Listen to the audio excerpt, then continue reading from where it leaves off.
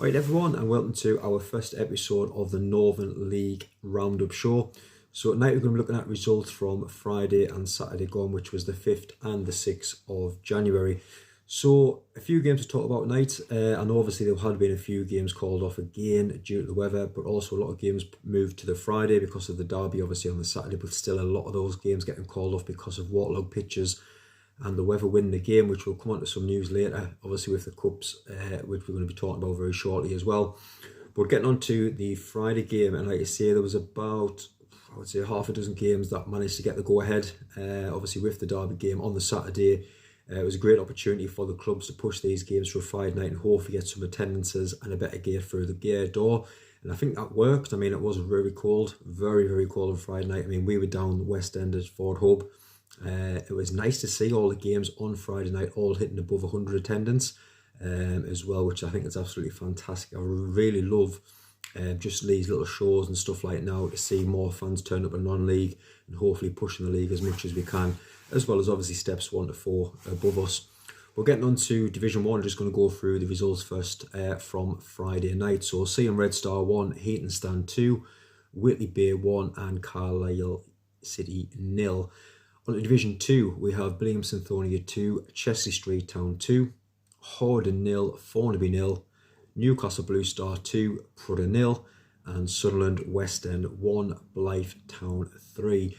And like I said at the start, it was nice to see a lot of attendance out, all over 100 each games. And I think some good games overall, plenty of goals in there as well. I mean, to be honest, looking at the results, there's not too many shocks. And we were down at the Sun West End game, and West End did go 1-0 up in that game, but Blythe kind of dominated the ball, had a lot of spells on the ball as well. And I think obviously once that last 10-15 minutes of tired legs of West End, after I tell you what, a lot of battling, defended really well in their own half, but as you say, the tired legs, the tired mans came into play that last 10-15 minutes. Blythe made a couple of substitutions that really killed off Sun West End down at the hub. Chester Street Chester Street Town, getting a 95th minute equaliser from Sheridan, who's just signed from West End actually, to keep them 4th in the league. And it's just little points like this where that could have been a 2-1 defeat, but for Chester Street to get a 2-2 draw, that point or that goal come the end of the season could be massive going in around the playoffs. It might, you never know, could be the goal that gets them into the playoffs, that keeps them in there. So I think that was a crucial draw for Chester Street. I know a lot of fans kind of said they should have got more from the game. But you'll take a 95th minute equaliser all day in that one. And like you say, that could be a crucial point. I mean, that's kind of the main talking points from Friday. And we're going to get on to Saturday in a moment as well.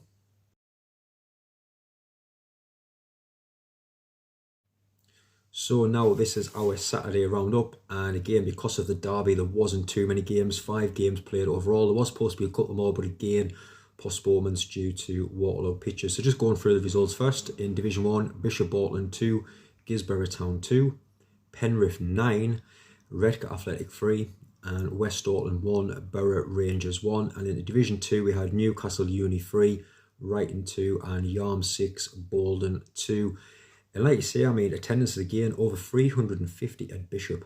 Absolutely fantastic. And like you say, plenty of goals. Even though there was only 5 games played overall on Saturday, 32 goals still between all of them. You know, I tell you what it is, it makes it the fun. It makes it for the people that's going along. You're seeing all these goals flying in. It might not be good for the managers watching on, but I tell you what, as a neutral watching on and fans of clubs, it's great to see so many goals flying in the Northern League.